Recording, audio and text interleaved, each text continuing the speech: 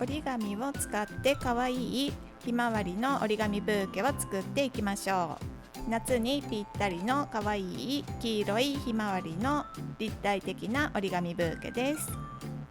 カットしておいた黄色と茶色の折り紙を使ってお花のパーツを折っていきましょう。こちらの動画は動画レッスン折り紙ブーケキットのダイジェスト版になっています。かわいい立体的なひまわりの折り紙ブーケを作る材料と作り方の動画、ケースなどをセットにしてキット販売しています。プレゼントにもぴったりなかわいいブーケが作れます。作り方の動画にはテロップやナレーションをたくさん入れて、初めての方でも分かりやすく作りやすく説明しています。よろしければ概要欄をご覧いただきご利用ください。お花が立体になるようにひまわりのパーツを作っています。3つのパーツを組み合わせて1つのお花を作っていきます。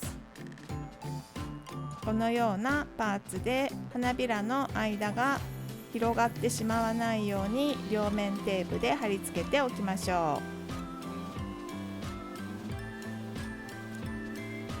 う。三角の部分に両面テープを貼ってお花を作っていきます。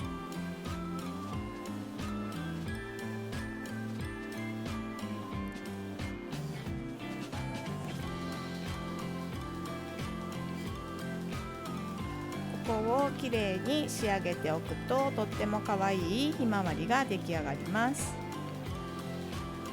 貼り方のコツなどをお伝えしています。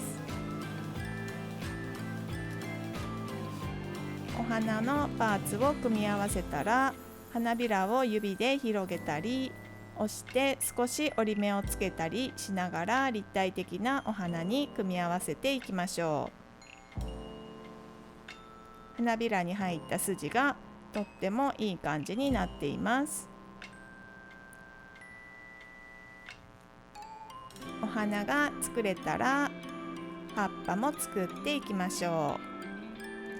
葉っぱにも組みやすくワイヤーをつけて仕上げています。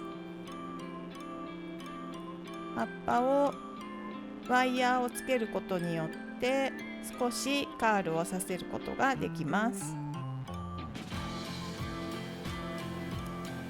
葉っぱも2色の色を組み合わせて華やかさを出しています。葉っぱができたらそれぞれのパーツを組み合わせてブーケを完成させていきましょう。一つずつパーツを作っていくことでだんだん完成していくのを楽しんでいただけます。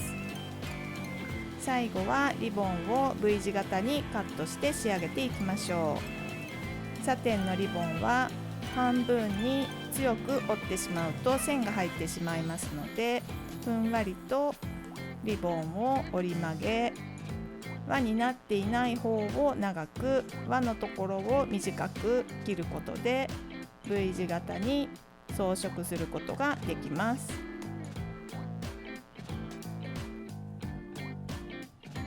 両方のリボンを V 字型にカットして完成になります。かわいいひまわりの折り紙ブーケ完成です。プレゼントにもお部屋に飾っても素敵なブーケです。皆さんもぜひ作ってみてくださいね。